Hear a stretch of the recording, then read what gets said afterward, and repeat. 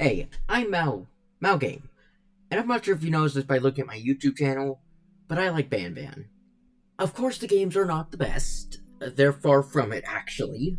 But I have my opinions on these games, and my opinions are probably quite a bit different than all those critics, and maybe even people who are else that are obsessed or like the series. So today I'm going to be talking about it. I'm going to be ranking each game, and you are going to be surprised by which games might end up closer up here. First off, I want to put something into things. If it is a spin-off or on-release game, it is not going in the main tier list. These games just are different types of games completely, with different styles and identities, and don't match in. I will eventually talk about the For Partner Program games, but we only have one, so too much. So I'm going to be going over the games that exist. 0, 1, 2, 3, 4, 5. Wait, no, 5 doesn't exist. 0, 1, 2, 3, 4, 6, 7, and 8 / Anti-Devil.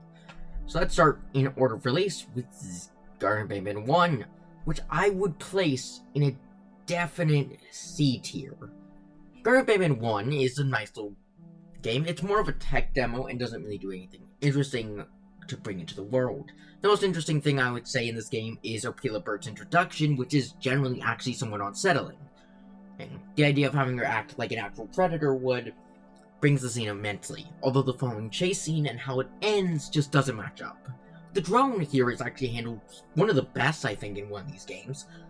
And it's an interesting mechanic and it teaches you. It just doesn't do anything exciting with it by the end of the game, leaving the drone feel a little incomplete and unworthwhile.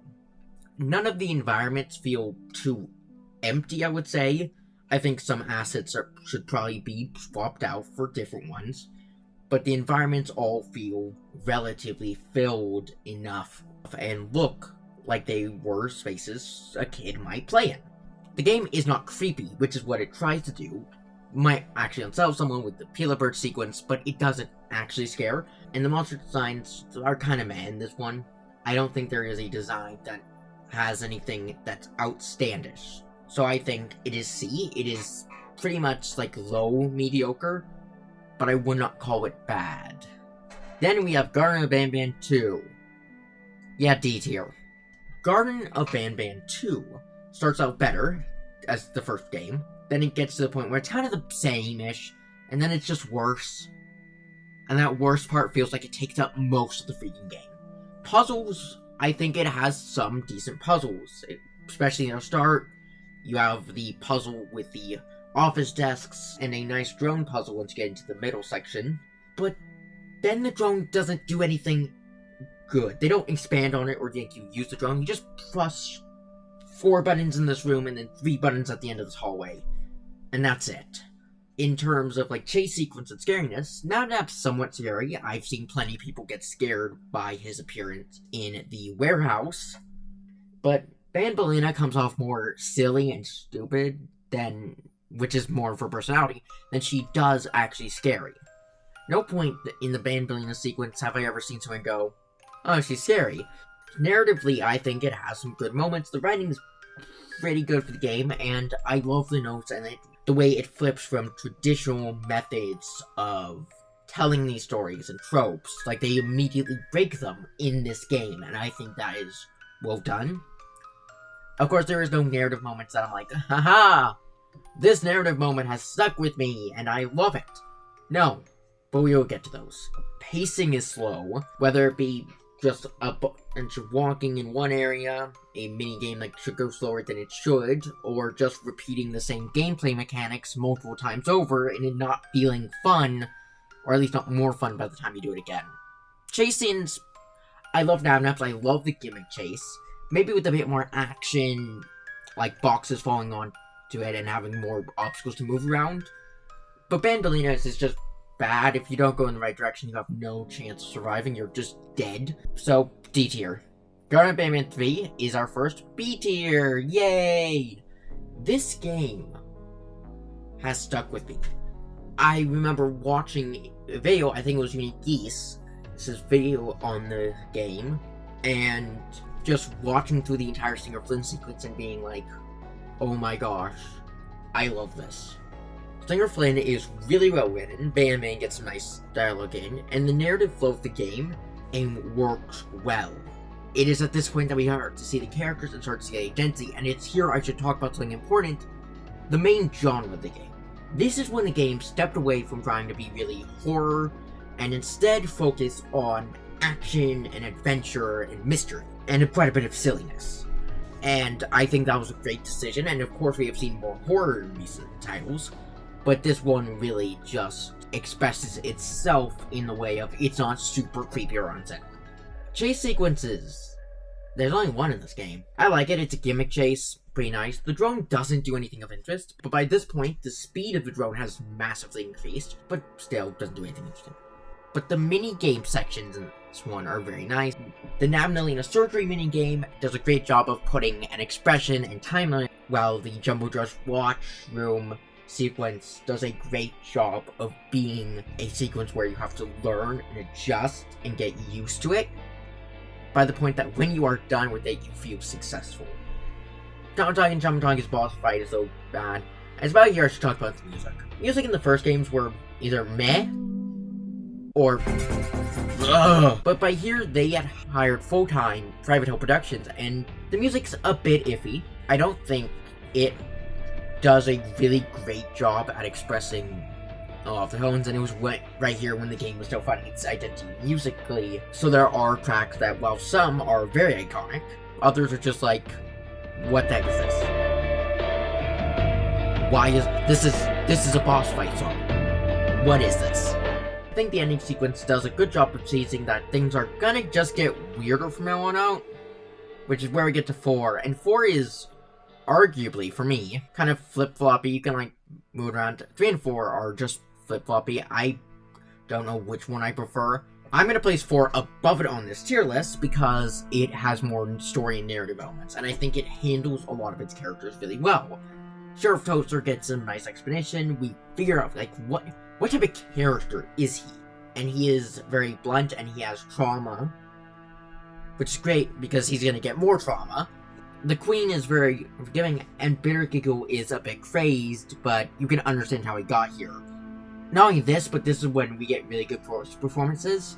Singer Flynn's voice fit his character, but it's at this point that we get like the exaggerated personalities that the voices do get, and they are great voice performances. They fit the characters, and they fit the moments they're in.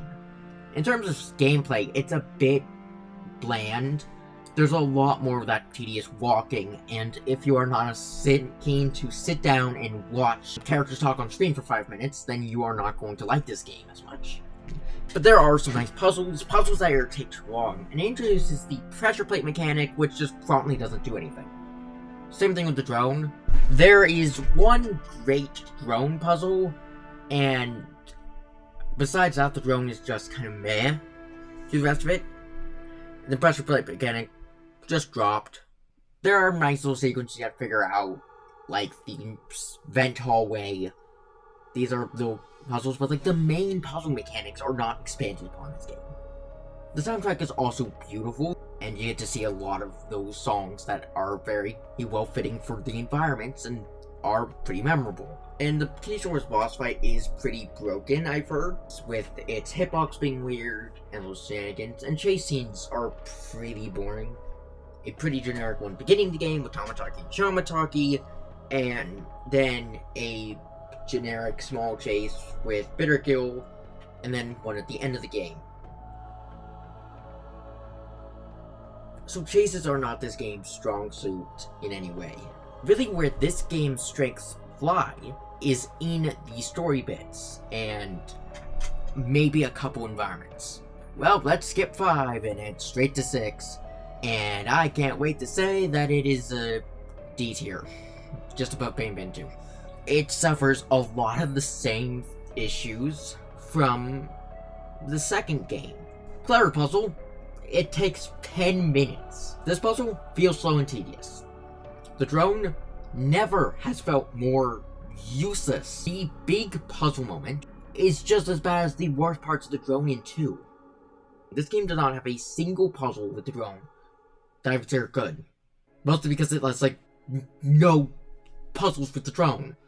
Narratively, it's a really solid game. a lot of good characters. Bergil's handling of him being good was handled really well. Sheriff Tutzert got nice moments, and we get to see his emotion and his vulnerability.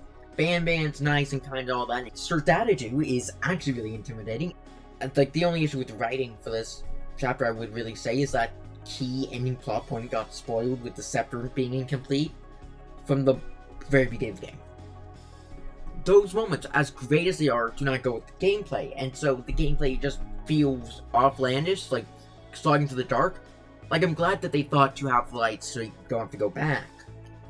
But between this and the fact that there are long scenes of talking, repetitive puzzles, the boss fight being generally uninteresting and not as well convenient to the player, I remember being confused several times because I didn't know to return to the middle. I think there are a bunch of great little things about this game, but they're so undermined from it taking the worst flaws that most of the other games have, which is why it's probably one of the worst received games and probably treated very poorly. They took things around with Garten of Banban VII. First off, story. Great character writing. Syringin feels fleshed out, City Engine feels fleshed out, and while previous games were trying to get a bit empty, this one had basically almost every environment felt like it was properly furnished. And City Engine feels gross, and not like a place you would want to live. Bergil's death scene, which I thought was handled really well. There's the emotion from the scene, and it really did both characters justice and felt like a nice way to conclude Bergil's involvement in the story. The hellish, non-fight Bergil chase is a nice chase, although the other one is bleh. The Javanian baby sequence is actually kind of like unsettling and scary, and several puzzles are actually decently well thought out and don't last too long. I think the Banbalina classroom section is great. It's engaging and it tests the skills and knowledge you have of the characters, and there is things to help if they are less attuned to the series. The only major area this game flaws into is the drone remote 2.0 not being really used in sync with the normal drone remote mechanics, and not being as much fleshed out. I would say that drone mode 2.0 is also more annoying to use, which does not really help with the whole experience. This was the only game where, while using the drone mode, I got upset. Like, I was actually upset while using it. And I will be talking about the drone mode and a bit more in a future video, so subscribe for that. There are a lot of times where you just sit and listen to a character talk for like 10 minutes. Most of the game is talking.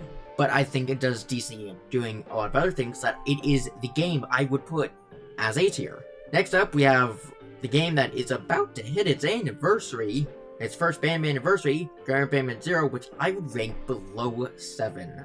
This game is great. In writing, characters feel fleshed out, and feel like they fit into their roles, while also feeling juvenile.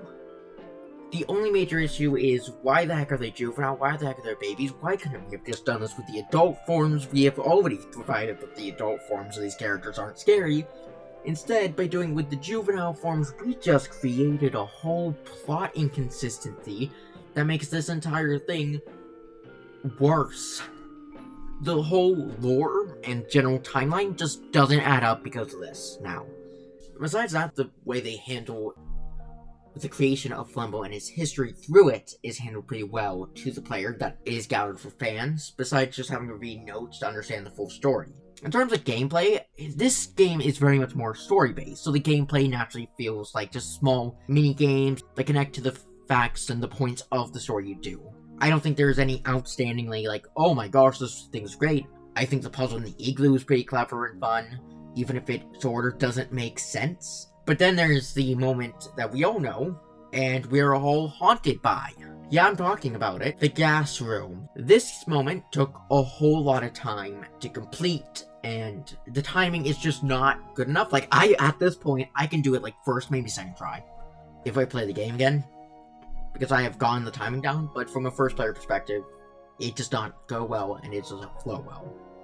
I also have to say, new designs are great. Remember is actually somewhat unsettling to some audiences. I've seen people mention that he's actually scary. I was not scared, I was more like, what the heck is this thing? And then we have Garten of Banban VIII Anti-Devil. The one everyone loves.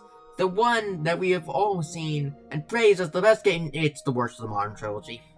And before you get mad at me, I have my reasons. And I just don't like it as much.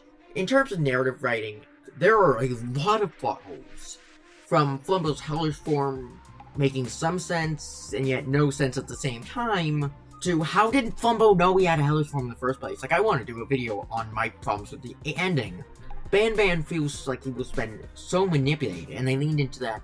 He's been manipulated so heavily that he lost his identity. And never once did it feel like he was manipulated. It felt like he was a completely different character. It struggles from overly long dialogue sequences without gameplay sections between it near the start. A lot of the environments are great, they're well handled. Like, the characters don't stand out or feel off in these environments like I thought they would.